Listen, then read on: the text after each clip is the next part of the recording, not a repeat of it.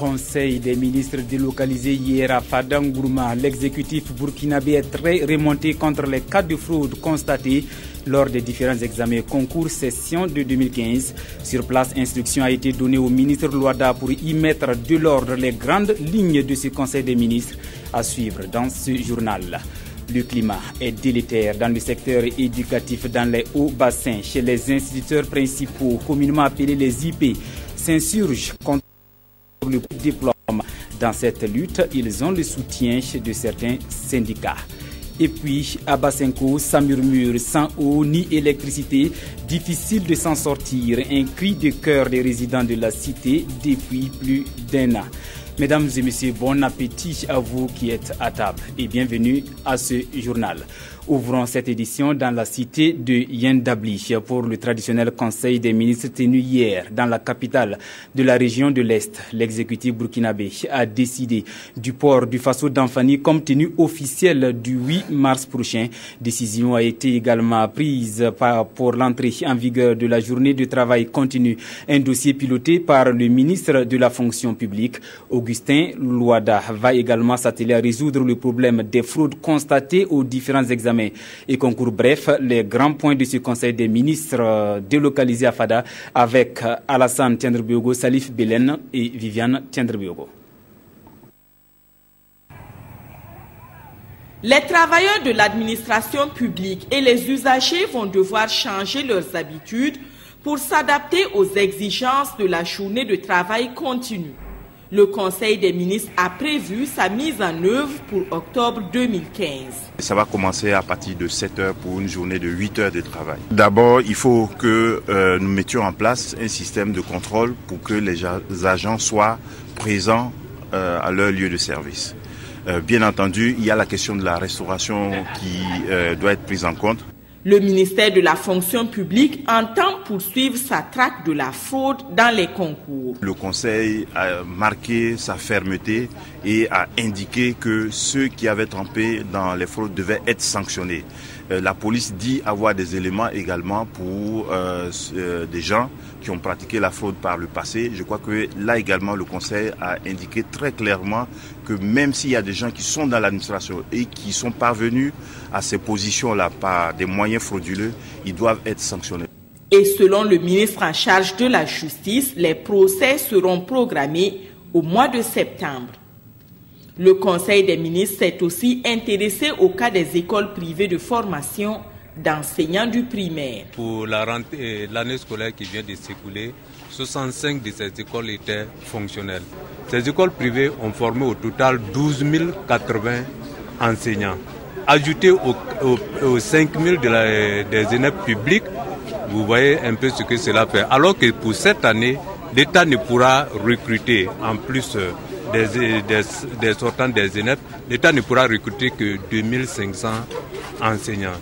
Pour cette année, 54 autres écoles de formation ont reçu l'autorisation d'ouvrir à la condition d'avoir en leur sein une école annexe. L'autre sujet qui a retenu l'attention du Conseil, ce sont les normes et conditions de déversement des eaux usées. Que ce soit dans les grandes villes, que ce soit dans les zones industrielles, il y a ce type de pollution qui existe de plus en plus. Aucun technicien ne pouvait en fait prendre les mesures adéquates pour sanctionner en tout cas les pollueurs. Maintenant, ils ont les éléments nécessaires, ils ont tout l'arsenal juridique approprié pour mener à bien leur mission. Les membres du gouvernement ont également recommandé le port du Faso d'Anfani pour la célébration du 8 mars prochain. Le ministère en charge du dossier prévoit d'autres innovations. Nous avons supprimé le déjeuner officiel. Cette année, nous avons pu économiser 18 millions de francs CFA qui nous aident à autofinancer certaines de nos activités qui n'étaient pas budgétisées. Les travaux du Conseil des ministres de ce 2 septembre ont duré de 9h à 19h. Viviane Tiendrebiogo, on s'arrête sur l'une des décisions prises hier au Conseil des ministres à Fada. Le gouvernement a adopté la journée continue qui entre en vigueur le 15 septembre prochain. Comment cette mesure a été accueillie à Bobo Dioulasso? Quelques réactions dans ce micro-trottoir que nous proposent Hassan Gourabou et Karim Sissé. C'est une décision qui est la bienvenue. Elle est la bienvenue en ce sens que De nos jours, il n'est pas facile avec la circulation d'aller à la maison à midi, de revenir dans l'après-midi pour travailler. Et le constat qu'on a fait en général, c'est que quand les gens vont à midi à la maison, ils traînent pour revenir et quelquefois même ils ne reviennent pas. Bon, ça va être difficile pour le personnel de la santé de s'adapter, puisqu'on a des équipes qui doivent monter pour la garde, pour la permanence. Bon, ça va être dur, hein, très difficile pour pouvoir s'organiser pour faire ça. Mais avec le temps, peut-être on va pouvoir s'adapter. Maintenant, peut-être ce qu'on va demander, c'est à l'administration de prendre les dispositions pour qu'on ait des petits restaurants au sein de nos services. Parce que si on a à manger sur place, ça va faciliter beaucoup de choses. D'une façon continue, on a 7 heures, 8 heures pour faire tout le travail. Je pense que c'est essentiel. Quand on coupe puis on revient, il faut reprendre encore. Si en tout cas le gouvernement se donne les moyens, il y aura cette efficacité. Puisqu'il faut quand même qu'il y ait des structures de contrôle. Et il faut que les chefs veillent quand même à ce que les agents restent jusqu'à vraiment aux heures de descente. Je ne suis pas contre cette mesure, mais j'aimerais savoir réellement cette mesure concerne quel type d'agent de la fonction publique. Surtout du moment qu'on sait qu'il y a des agents qui travaillent les week-ends, qui ne connaissent pas de week-ends ni de jours fériés. Est-ce que cette loi peut être appliquée à ces agents? Et aussi le véritable problème c'est quoi? Je pense que est-ce que cette nouvelle loi va changer beaucoup de choses dans l'administration? Bon, je n'y crois pas trop. Je pense qu'on peut trouver d'autres mesures pour permettre aux agents d'être à leur poste, travailler régulièrement, monter. Et là au moins on pourrait peut-être trouver des solutions pour l'administration. C'est un micro-trottoir réalisé dans la ville de Sia. Les fraudes aux examens et concours continuent de défrayer la chronique. Vous le savez déjà, le bac 2015 a aussi été émaillé d'incidents. Et depuis ce matin, il est question de la session de remplacement dans les séries A, D et G2. Occasion pour les candidats n'ayant pas pu composer pour des raisons crédibles dûment prouver de tenter leur chance pour ce premier diplôme universitaire. Nongda Kouda et Eleonore Ouedraogo Yerbanga. En juin 2015, Rachidatou Ouedraogo, candidate à la session 2015 du baccalauréat, portait une grossesse à risque l'empêchant de se déplacer. Aujourd'hui, la session de rattrapage lui permet de tenter sa chance pour l'obtention du premier diplôme universitaire. Comme elle, ils sont plus d'une centaine à prendre part à cette session dite de remplacement. Le deuxième jour, j'avais la fièvre. Tout mon corps tremblait, donc j'ai décidé, vu les circonstances, s'il y avait la permission, j'allais venir pour la session de remplacement.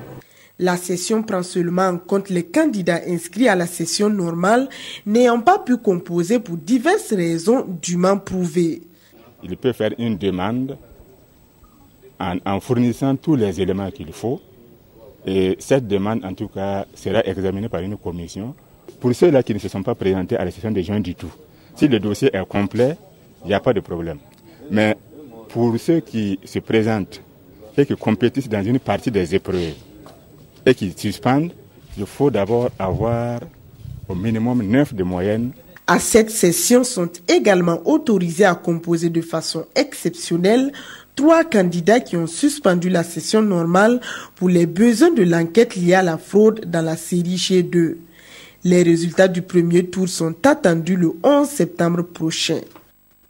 Bonne chance à tous les candidats. Démarqués à proximité des établissements, le phénomène est de plus en plus récurrent à Ouagadougou, où lycée et début de boissons se côtoient allègrement, ce qui n'est pas sans conséquence sur l'éducation et la formation des élèves. Adama Guiti et Adama Koulibaly pour le point. Nous sommes au lycée Newton Descartes, un établissement secondaire de la ville de Ouagadougou. Ici, une partie du mur du lycée est peinte aux couleurs d'un maquis, la Renaissance.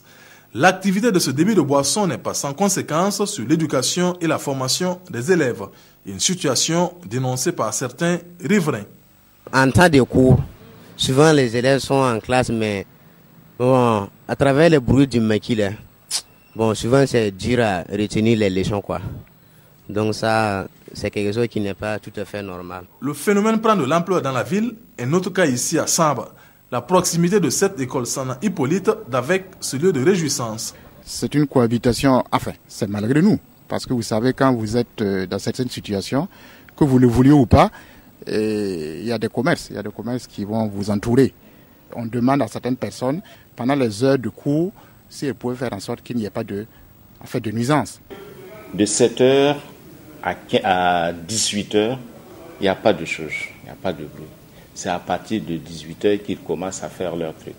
Et le gérant, avec le surveillant général, sont en collaboration. S'il voit un élève là-bas, directement il vient prévenir. Pour cette gérante de débit de boisson, la cohabitation se passe sans grande difficulté. Bon, pour l'instant, en tout cas, on n'a pas de soucis. La cohabitation se passe bien.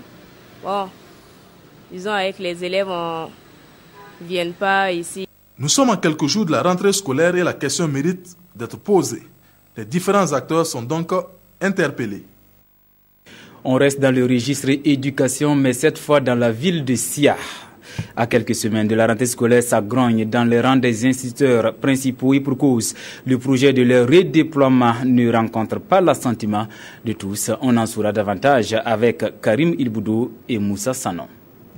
À la quête d'une plus grande efficacité, les directions des écoles primaires des Hauts-Bassins pourraient connaître des changements dès la rentrée prochaine. Les IP, les instituteurs principaux, qui sont en général les directeurs, risquent de quitter leur école pour une autre. Un projet de redéploiement que les directeurs régionaux de l'éducation nationale et de l'alphabétisation trouvent tout à fait justifié. Il y a des instituteurs principaux directeurs d'école qui ont fait 5 ans, 6 ans, 15 ans même dans leurs écoles. Nous avons pensé que cela était assez trop. Pour un fonctionnaire de l'État, passer au moins 15 ans en tant que responsable dans une structure, quelle qu'en soit la structure, c'est assez difficile. Du côté de la coordination régionale des instituteurs principaux et des syndicats d'enseignants, le projet de redéploiement est rejeté dans les coulisses, mais devant notre micro, aucun des acteurs n'a voulu se prononcer. Conscient que tout changement provoque des grincements de dents, le premier responsable du secteur de l'éducation nationale et de l'alphabétisation des Hauts-Bassins invite tout le monde à la compréhension. Il n'a pas été dit que c'est une sanction. En d'autres termes, nous allons faire en sorte que les uns et les autres ne soient pas très éloignés. Et de façon intrinsèque, il y a des écoles qui sont constituées de blocs. Le bloc A, B, C, etc. Tu peux quitter l'école A pour l'école B et vice-versa. Tu peux quitter une circonscription à une autre, mais toujours est-il que personne ne quittera la ville de Bobo. À moins que l'intéressé ne vienne nous dire expressement que je vais quitter. En attendant de procéder à la valse des IP, le directeur régional de l'éducation nationale et de l'alphabétisation des Hauts-Bassins réaffirme son ouverture au dialogue avec les différents acteurs. Et à quelques semaines de la rentrée des classes, il s'est dit aussi convaincu qu'un terrain d'entente sera vite trouvé. Autre point de l'actualité dans ce journal, les pourparlers entre gouvernement et syndicats se poursuivent depuis mardi ici à Ouagadougou. Dans le cadre de leur traditionnel dialogue social, 16 points sont contenus dans la plateforme minimale de l'UAS au cours d'une assemblée générale tenue hier. L'Union d'action syndicale annonce que les débats sont houleux, mais elle tient à ce qu'il y ait amélioration des conditions des travailleurs. Le point avec Amadou Ilboudou et Abdul Rasmane Zango. De l'intérieur comme de l'extérieur de la salle, les militants écoutent religieusement le président du mois des centrales syndicales décortiquant en détail les 16 points.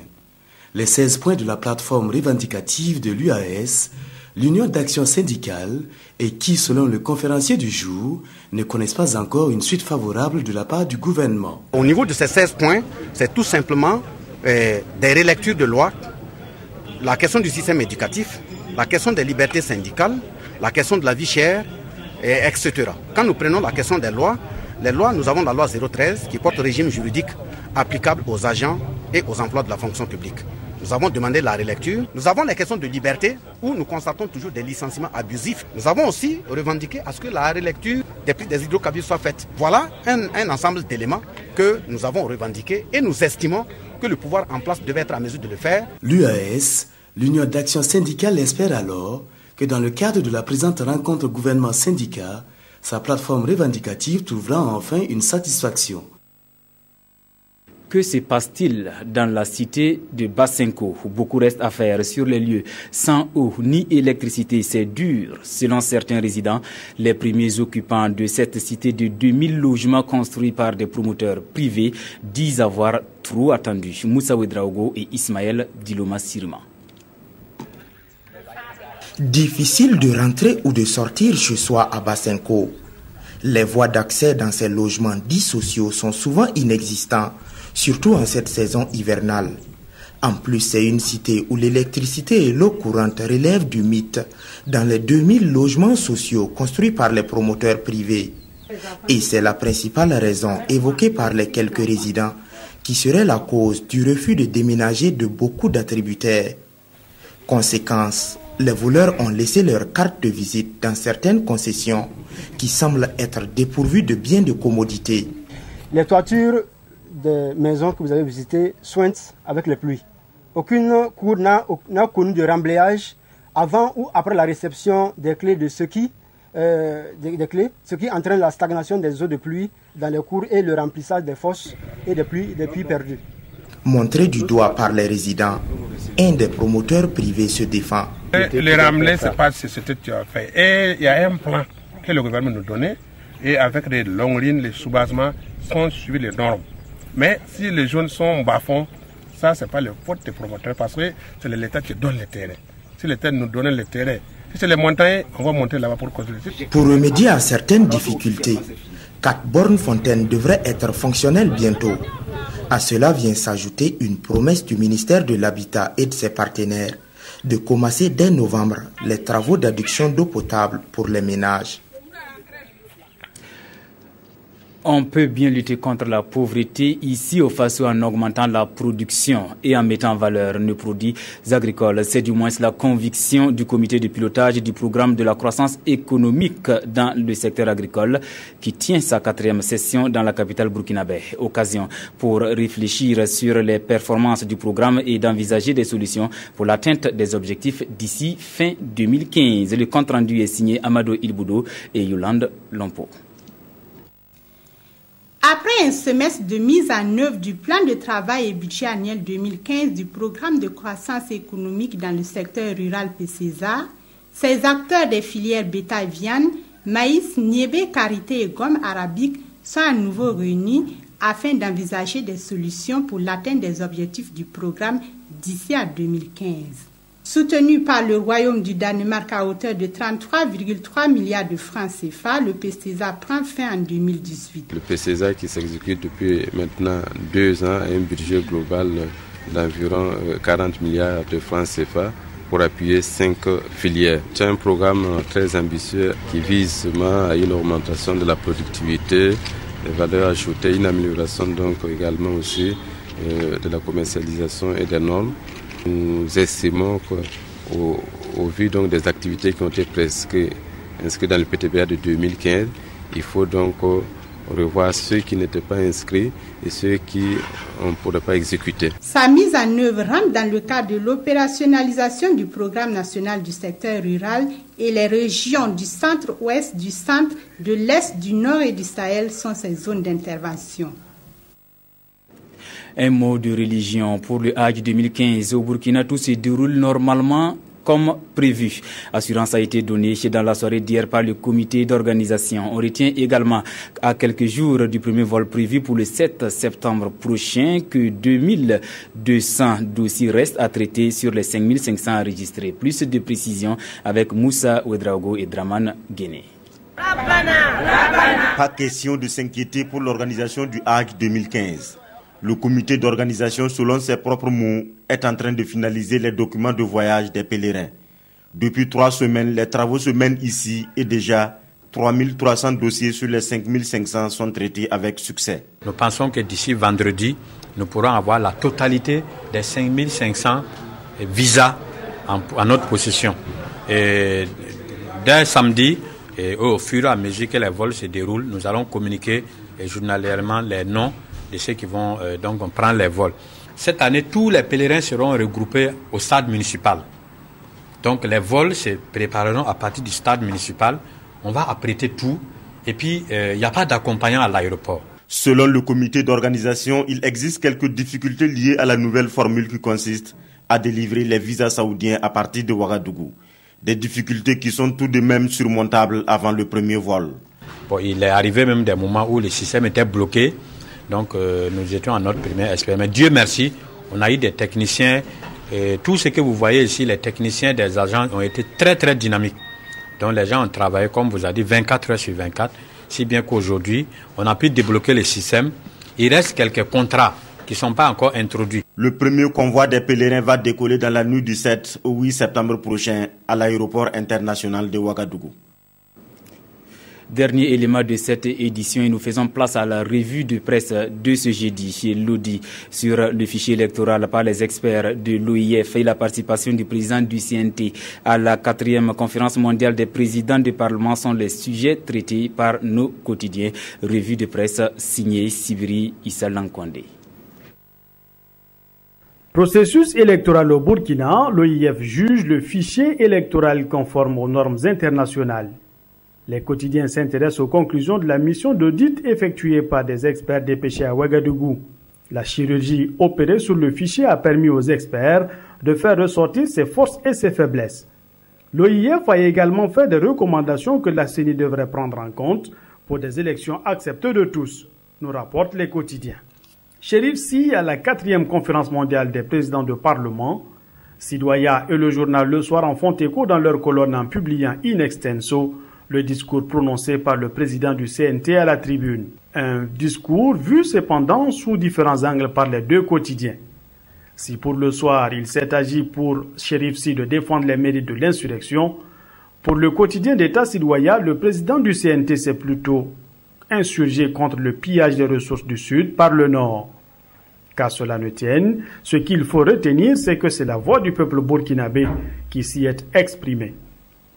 L'État a-t-il vendu l'éducation et la santé au privé? C'est l'Express du Faso qui pose la question et qui lance le débat. Le journal constate qu'après le supérieur, l'État semble remettre la formation des enseignants du primaire et des professionnels de la santé aux opérateurs privés. Il n'y a qu'à voir les campagnes publicitaires de ces derniers pour s'en convaincre. Des privés dont certains ne sont motivés que par l'argent. Et l'Express de poursuivre qu'au vu de l'importance de ces secteurs pour le développement du pays, les laisser entre les mains du privé s'apparente à s'amuser avec l'avenir des Burkinabés. Le journal conclut en disant qu'il faut tout de suite faire attention pour ne pas le regretter. Mesdames et messieurs, on s'arrête là pour l'actualité de la mi-journée, mais ne zappez pas, je vous retrouve tout à l'heure pour le compte-rendu complet du Conseil des ministres d'hier.